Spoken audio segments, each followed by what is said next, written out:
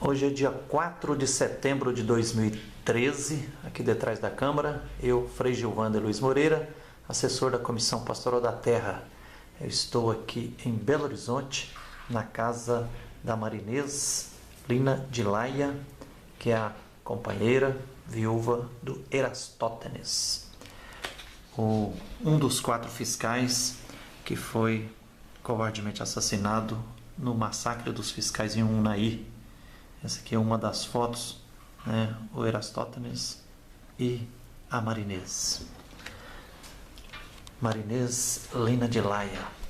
Marinês, hoje é 4 de setembro, né? Há poucos dias atrás, durante 5 dias, aconteceu o julgamento de 3 jagunços, 3 pistoleiros que foram condenados, né?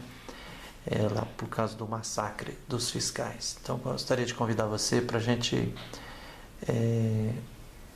colocar aqui algumas informações, né? Que é importante, porque vai acontecer, já está marcado o julgamento dos mandantes agora para o próximo dia 17 de setembro, né? Isso. Primeira pergunta, Marinês, é o seguinte: você acompanhou em tempo integral os 5 dias do julgamento, que começou em que dia mesmo? Dia foi na terça-feira, dia 27 de agosto, né? De agosto, e foi até o sábado, né? Foram 5 dias na Justiça Federal aqui em Belo Horizonte, né? Isto. Qual a avaliação, o sentimento que, assim, de uma forma sintética, o que você diria, o que você experimentou, o que você viu, o que passou pelo coração e pela condenação final?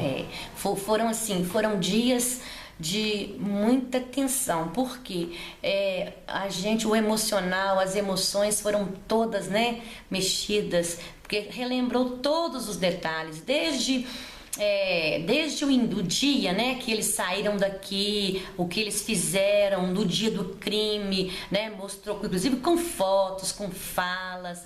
Então, assim, toda a trama de como eles estavam sendo vigiados, né, o Nelson, que era o principal alvo, né, que já estava sendo vigiado, como é que foi, né, eles seguindo os fiscais. Então, assim, tudo isso mexeu demais com o emocional, né? Mas, assim, eu avalio que eu precisava participar, eu precisava ver, porque se a gente recolhe e fica quieta em casa, dentro da gente ficam as questões. E aí? Né? Como aconteceu isso? Como aconteceu aquilo? Então, assim, clareou todos os fatos e, assim, não deixou margem nenhuma de dúvida que a justiça foi feita, né? Porque, assim, não tem como pensar que foi feita alguma injustiça com executores.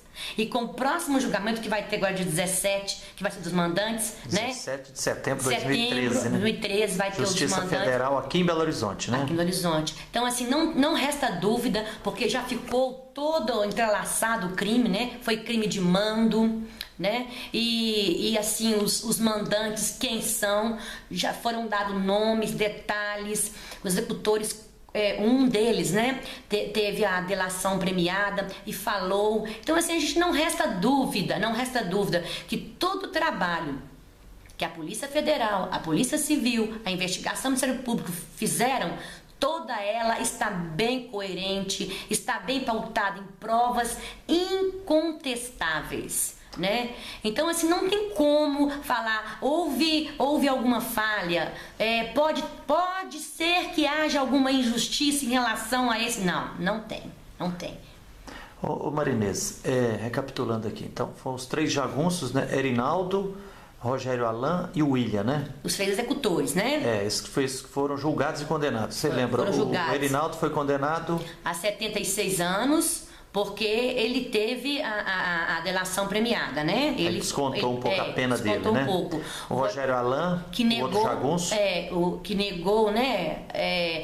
negou lá durante o julgamento, ele pegou 94 anos. 94 anos de prisão. De prisão. E o William? E o William, 56. Quer dizer, o jagunço que foi comparsa e que era o motorista, né? E ele teve assim, até na hora lá, o promotor falou: meu filho, você teve muita sorte, porque o carro dele quebrou e ele não pôde acompanhar. Porque se ele tivesse acompanhado o Erinaldo e o Alan, ele também teria pegado a mesma pena que os outros pegaram, né? Só que aí o carro dele furou o pneu na manhã da quarta-feira do assassinato, furou o pneu e ele não pôde acompanhar o Erinaldo e o Roger Alan. Por isso, ele teve, né, esse álibi aí. Ele levou 56 anos. 56 anos. Mas ele participava, estava acompanhando, sabia de tudo, né? Então, com certeza, também cúmplice. Então, somando a pena dos três, dá mais de 220 anos, né? Mais de 220 anos. Marinês, ao seu lado estava a Elba, que é a viúva do Nelson. Mas a Geni, que é a viúva do João Batista, e a Marlene, a viúva do Ailton, não acompanharam o julgamento, né? Como você estava dizendo, é muito duro, né? Muito duro. Você compreende o fato das outras duas? Compreendo, claro. Né? Agora, a Geni fez questão de, na reta final, ela foi para ouvir a sentença, né? Isto. E agora, Marinês, então, a expectativa agora, próximo dia 17 de setembro, então, vai ser o Norberto Mânica e os outros mandantes, né? E os outros. Qual a expectativa? O que você espera nessa segunda fase do julgamento agora? Porque já teve um jagunço que morreu, né? O Chico Pinheiro morreu preso em janeiro último, né? E agora tem mais 5 que estão livres, né? Os mandantes, né?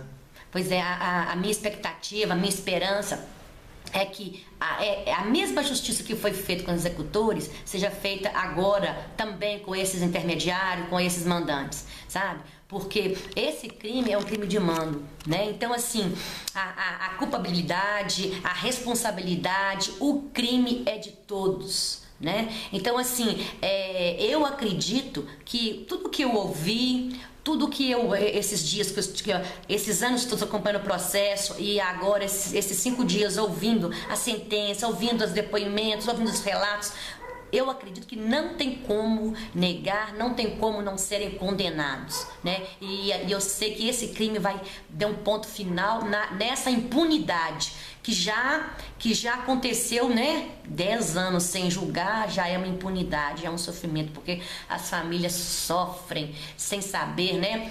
Agora, depois de 10 anos, tem que reviver tudo, né? Aquelas fotos mostrando como é que eles foram, os tiros, onde pegaram foram todos tiros na cabeça. Né? Como o mandante falou que ia dar tiro na cabeça de fiscal, foram na cabeça. Então, assim, ao ver aquilo ali, ao saber daquilo ali, isso dói muito. Então, as famílias precisam desse sossego. E eu acredito que agora, dia 17, não tem escapatória, porque as provas estão lá, né? E contra as provas, contra os fatos, não tem argumento. Marinês, e você é professora de história. Então, para fazer jus à memória, né, da luta tão bonita, ética e idônea dos fiscais, né? E nós no Brasil, assim, parece que tem uma máquina de queimar memória. Então tem muita gente que diz assim: eu esqueci, não lembro mais como é. Então me ajude aqui a resgatar, assim, de uma forma sintética. Imagine quem que ainda não ouviu falar sobre o que foi o massacre dos fiscais. Conte para nós, relate os principais, desde a saída dos fiscais aqui de Belo Horizonte, as informações, as principais. É claro que a história é muito comprida, não dá aqui, né? É verdade. Que você viu e ouviu ao longo desses quase 10 anos e que você viu também no julgamento aqui. Bem, Unai, né, uma cidade no Noroeste Mineiro, né? Lá, plantação de feijão, né? É o que predomina a economia lá. Então, os fazendeiros, produtores de feijão, o que fazem as fazendas? Os fiscais vão para fiscalizar o trabalho, como que eles estão trabalhando, se há carteira assinada, se há condições, né, de alimentação como a questão da segurança. Então, assim, os fiscais do trabalho, eles estão ali para poder garantir o trabalhador o direito que eles têm. De não ser reduzido a escravo. De não ser reduzido a escravo ou a situação análoga, parecida com a escravidão. Porque às vezes não há escravidão de prender, falar assim, você é meu funcionário. Mas existem situações análogas, parecidas. Porque quando eu não dou condições dignas do trabalhador viver, é também fazer uma analogia com a escravidão, né? Um trabalhador que trabalha o mês todo e não dá conta, né? E não recebe o que é digno, isso aí também é uma escravidão, né? Então eles fiscalizavam esta situação lá em Unai. E esses fazendeiros tinham as suas fazendas já multadas por diversas infrações, diversas. Tá? Não era trabalho escravo, era trabalho degradante, tá? Condições de alojamento ruins, são outras infrações que eles tinham, multas em cima de multas. E para não pagar as multas, eles resolveram apagar as vidas dos fiscais, porque incomodavam eles. Como foi dito lá, né? Um dos fazendeiros achava que o dinheiro se compra tudo. Ele chegou a falar, isso está lá nos autos, né? Ele chegou a falar que matava os fiscais e que depois davam dinheiro para calar a boca das viúvas. Né? É o que sempre faz, né? O nosso Brasil é um Brasil de latifúndio. As fazendas, né? A gente sabe que essa história aí do nosso Brasil foi construída em latifúndio. E latifúndio é uma história muito cheia de sangue, né? Coronelismo, onde a pessoa acha que por ele ser o fazendeiro, ele ter a terra, ele manda no outro, né? E aí assim você vê quantos sitiantes, quantos poceiros mortos, quantos filhos ficaram sem pais, quantas mulheres sem esposo, por causa de um coronel, de um mandante, de um fazendeiro daquela região que achava que podia mandar, que ele era a lei. Então o meu marido, junto com os outros fiscais, Eratóstenes, o seu marido, Eratóstenes, né? Junto com os outros fiscais, com o Nelson, com o João Batista e o Ailton, João Batista, né? E o motorista Ailton, padeceram por isso, porque estavam lá para fiscalizar, para tentar acabar, erradicar essa injustiça social que começou lá no Brasil colônia, lá no início, quando as terras brasileiras foram dadas a alguns, né? Então essa injustiça que vem percorrendo a história, os anos do nosso país, tá? Então eles morreram por essa causa, por tentar defender o direito do trabalhador para que ele tivesse dignidade de viver como cidadão. Ótimo. E aí depois, então as provas são, aí tem provas concretas, né, que levaram à condenação deles, obviamente, né, que eles encomendaram um grupo de jagunços. Foram lá, contrataram eram pistoleiros, né? Contrataram, foi todo um esquema, né? Todo um esquema, tanto é que há vários intermediários, né? Há vários intermediários. Então, assim, para chegar até o cabeça, o intelectual da coisa, né? Você vai vendo que tem ali toda uma série. É uma coisa bem feita, né? Como todo crime de mando. O nosso advogado, o Delcócio Patente, o mesmo que julgou aquele crime daquele juiz, aquele juiz que foi assassinado pela máfia do petróleo, que é o mesmo esquema, se contrata pistoleiro, o mandante pega um intermediário que contrata o outro para ele não ter as mãos ali no crime, né? Não ter as mãos diretamente no crime. Mas na hora que vai investigar, você vê a ligação, toda a ligação que existe, né? Do mandante, do cabeça, do intermediário até o executor. E no processo de investigação feito pela Polícia Federal e também pela Polícia Civil de Minas, saiu um monte de provas, né? Saiu, tudo provado direitinho, e assim, são provas irrefutáveis. Marinês, se fosse fazer comparar a vida, você viveu casada com Eratóstenes quantos anos? 8 anos de casamento, E tem a filhinha? E 10 de viúva, né? Dia 21 de setembro agora, 21 de setembro, se ele estivesse aqui, nós faríamos aniversário de casamento. E vocês têm uma filha, né, a Isabelle, né? Isso, a Isabelle. Que hoje está com que idade? 15 anos. 15 anos. 15 Na anos. época estava com 5 anos. 5 anos. 5 anos. Se for para fazer assim, uma comparação, a vida de vocês antes e após esse massacre.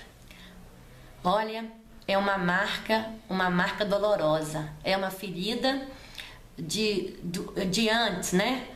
Quando aconteceu, 2004 foi o ano que foi o ano do rombo. Foi o ano da ferida. E essa ferida até hoje está aí, sabe? Sangrando, doendo, pulsando dentro da gente.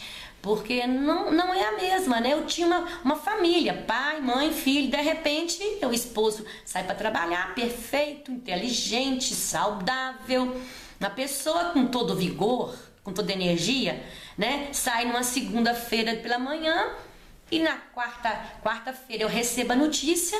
Na quinta pela manhã eu recebo do caixão com a cabeça enfaixada, né? Então, assim, é uma destruição. Minha família foi destruída, né? Então, eu tive que erguer, através com toda dor, com toda luta, reerguer para criar minha filha, que só tinha 5 anos. Hoje ela tem 15, né? E a gente tá aí vivendo cada dia, né? Eu falo assim, eu gosto muito, né?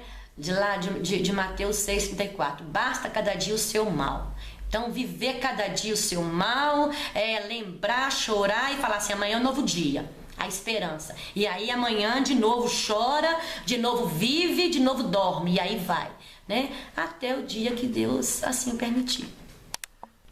Marinês, como você, no nosso querido Brasil, tem muita gente, né? Muitas viúvas que perderam os maridos lutando por justiça, ou irmãos, ou filhos e tal. O que você diria para essas pessoas que hoje têm essa espada de dor transpassando o coração? Todos nós, né, famílias, filhos, irmãos, mães, esposas que foram injustiçadas, que tiveram, né, alguém da família aí retirado, né, do convívio por essa questão aí, essa questão injusta. O que eu falo a gente não pode perder a esperança. A esperança de que a justiça vai ser feita. Confiar que a justiça vai ser feita.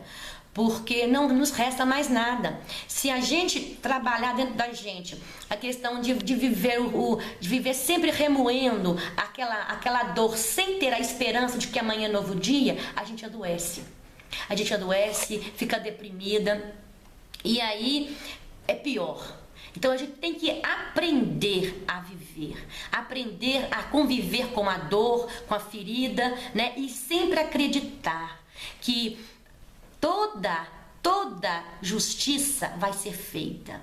Que se a da terra aqui, né? Se da terra daqui não conseguir atingir, mas nós vamos lutar por ela, nós não vamos deixar de lutar por ela, olha, a justiça divina não falha. Essa aí não falha, né?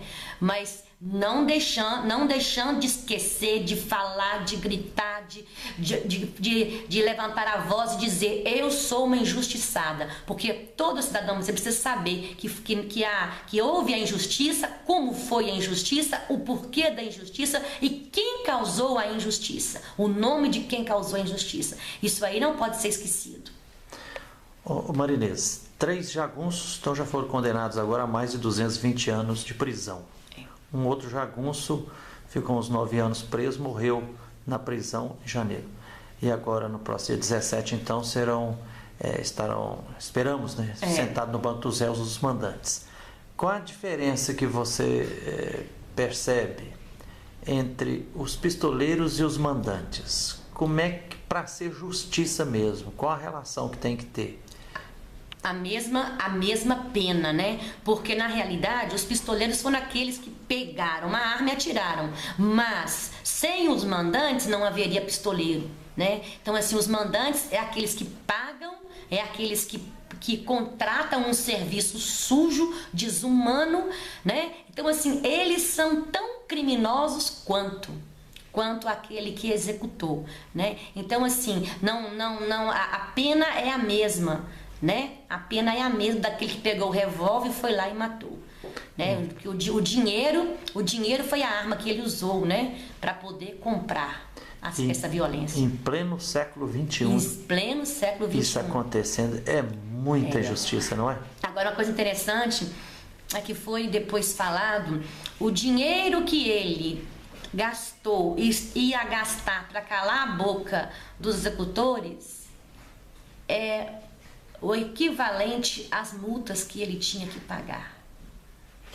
Então, assim, né, não pagou as multas por uma questão de que eu fui multado, não queria ser multado, né, não queria reconhecer o erro, de achar que quer, né, haja vista que um deles foi eleito a prefeito 2 vezes na cidade onde aconteceu o crime. Isso é uma prova evidente dessa sensação de poder, de mandar em um povoado, em uma cidade, né, do coronel. E por ironia da história, né, coisa dramática, em Unai agora estão construindo o Hospital do Câncer, porque o número de pessoas com câncer está crescendo assustadoramente, né? Então, o próprio prefeito Antero Mânica chegou à conclusão que não compensava mais toda semana continuar pagando vários ônibus para levar as pessoas para serem socorridas lá em São Paulo, em Barretos, Ribeirão Preto, construir. E já tem uma série de provas, de pesquisas científicas mostrando a íntima relação que tem entre a quantidade enorme de agrotóxicos sendo utilizados nessas plantações, né, na produção de feijão e dos outros cereais, e como é que isso vem atrapalhando a saúde humana, né? Então, os fiscais estavam fiscalizando algo tremendamente necessário, né? Necessário, né? Porque imagina esses trabalhadores, a saúde deles, né? Beleza.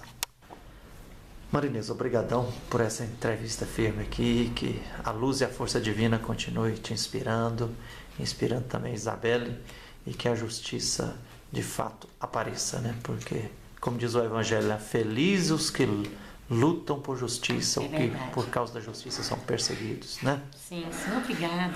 Ok, um abração, viu? Obrigada. Então, gravando aqui detrás da câmera, eu, Frei Gilvando Luiz Moreira, hoje no dia 4 de setembro de 2013. Um abraço e obrigado.